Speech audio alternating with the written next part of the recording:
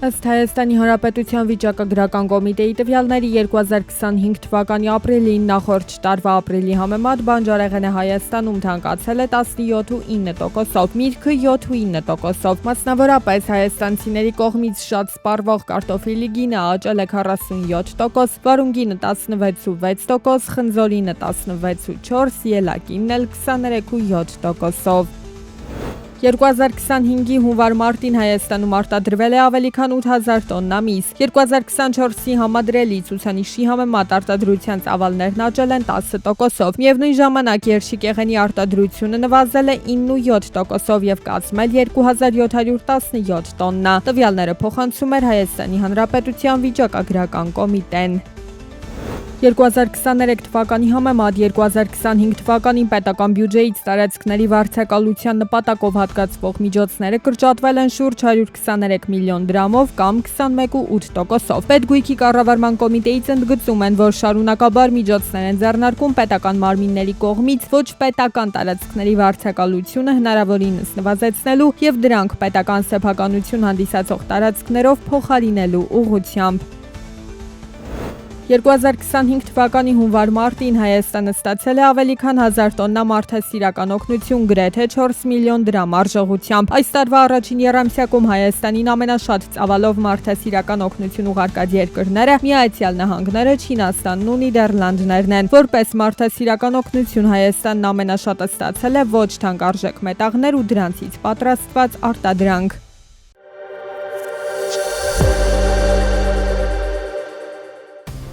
Միացյալ Նահանգներն ու Չինաստանը պայմանավորվել են 90 օրվա ընթացքում սակագների փոխադարձ նվազեցման մասին։ Ժնևում երկու երկրների համատեղ հայտարարության համաձայն Միացյալ Նահանգները եւ Չինաստանը որոշել են թույլատնել առևտրային լարվածությունը եւ տնտեսություններին ժամանակ տալ տարաձայնությունները հարթելու համար։ Հանդիպման մասնակիցներն ընդգծել են, որ կողմերը կստեղծեն տնտեսական եւ առևտրային հարաբերությունների քննարկման գործուն մեխանիզմ։ Չինական ներմուծման վրա սահմանված 145%-անոց ամերիկյան մաքսատուրքերը մեծ մասամբ կնվազեն մինչև 30%։ Իր հերթին ամերիկյան ապրանքների 125% սակագները կնվազեն մինչև 10%։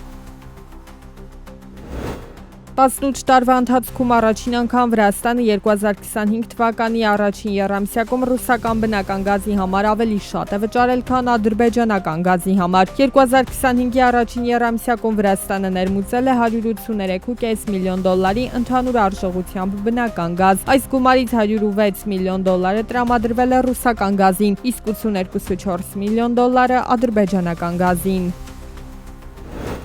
Եվրամիությունում լրիվ դրույքով աշխատողի միջին ամսական աշխատավարձը ըստ ճշգրտված հաշվարկի տատանվել է Բուլղարիայում 1125 եվրոից մինչև Լյուքսեմբուրգում 6755 եվրո։ Եվրամիությունում միջին ցուցանիշը կազմել է 3155 եվրո։ Խոշորագույն տնտեսությունների շարքում ամենաբարձր միջին աշխատավարձը Գերմանիայում է 4250 եվրո, որին հաջորդում է Ֆրանսիան 3555 եվրոյով։ Շվեյցարիայում միջին աշխատավարձը կազմել է 8104 եվրո։ Այս ցուցանիշով երկիրը առաջատար է Եվրոպայում։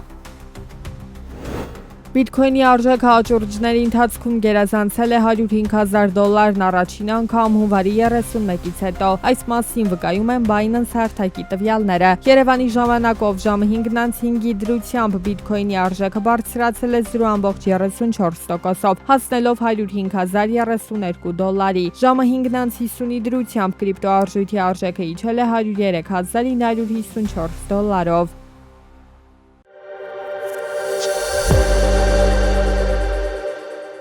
Պարտադիր ժամկետային զինծառայությունից խուսափելու համար ամենատարբեր միջոցների դիմելը նորություն չէ։ Հայաստանի Հանրապետության քաղաքացիությունից հրաժարվելը, ուսման, բուժման պատրվակով երկրից հեռանալը, կեղծ հիվանդությունների միջոցով տարկետում ստանալը հայրենիքի հանդեպ պարտքը չհանձնելու հիմնական ձևերից են։ Ու այդպես բազմաթիվ հայ տղաներ լքում են Հայաստանը մինչև 18 տարեկանը ու վերադառնում 37-ից հետո, կամ չեն վերադառնում։ Նման օրինակ դեպքերը հազարներով են։ Վերլուծելը վերջին 20 տարիների պարտադիր զինվորական ծառայության զորակոչված զինծառայողների թիվը, զորակոչի ներկայացած, զորակոչից տարկետում ստացած, զորակոչից ազատված եւ պարտադիր զինվորական ծառայության զորակոչված քաղաքացիների թվերը, տեսնում ենք, որ վերջնարդյունքում հրավիրվածների միայն 30-ից 40%-ն է զորակոչվում ծառայության։ Ծառայությունից խուսափողները իրենց ընտրությունը հիմնավորում են ծառայության երկար ժամկետով, սահմանային լարված վիճակով։ ՔՊԱ-ական պատգամավոր Հայկ Սարգսյանը առաջարկում է հստակ քայլեր ձեռնարկել իրավիճակը շտկելու համար, ներկայացնելով նախ խստացնող կարգավորումներ։ Առաջին, կառավարության գործող որոշումներում կատարել փոփոխություններ եւ որոշ առողջական խնդիրների դեպքում զրակոչել սահմանափակումը պարտադիր զինվորական ծառայության։ Երկրորդ, ժամկետային զինվորական ծառայության սահմանային տարիքը 27-ից դարձնել 37 տարին։ Երրորդ, մինչև 18 տարեկան արական սեռի քաղաքացիների համար Հայաստանի Հանրապետության քաղաքացիությունը փոխելու համար բազային տուրքը դարձնել 15 միլիոն դրամ։ Արական սեռի այն քաղաքացիները, ովքեր հերթական զորահավաքից կխուսափեն առաջ բերելով առողջական խնդիր ու կհրաժարվեն փորձաքննություն հանձնել, ըստ առաջարկվող բարեփոխումների կպատժվեն քրեական օրենսգրքով։ Ծառայության մեկնելու խրախուսող կարգավորումներով էլ պատգամավորն առաջարկում է ներկայիս 3400 դրամի փոխարեն բարձրացնել շարքային զինծառայողներին տրամադրվող ամսական դրամական ապահովությունը։ Առաջարկվում է կրճատված ժամկետով զինվորական ծառայության հնարավորություն տալ նաև 18 տարեկաններին։ Գործող Սրությամբ նման հնարավորություն ունեն 27 տարին լրացածները եւ պարտադիր զինվորական ծառայությունից խուսափած անձինք։ Ժամկետային զինծառայողները կունենան ընտրության հնարավորություն։ Առաջին, ծառայել 24 ամիս եւ ստանալ բարձր դրամական ապահովություն։ Երկրորդ, ծառայել 6 ամիս եւ պետական բյուջե վճարել 15 միլիոն դրամ։ Եվ երրորդ, ծառայել 1 ամիս եւ պետական բյուջե վճարել 20 միլիոն դրամ։ Եվ նաեւ երրորդ եւ վերջին խրախուսող կետը դա խրախուսել արական սեռի անձանց ստանալ Հայաստանի Հանրապետության քաղաքացիություն մինչև պարտադիր զինվորական ծառայության սահմանային տարիքի լրանալը, տալով հնարավորություն ծառայել կրճատված ժամկետով կամ ծառայություն անցնելու փոխարեն Հայաստանի Հանրապետության պետական բյուջե վճարել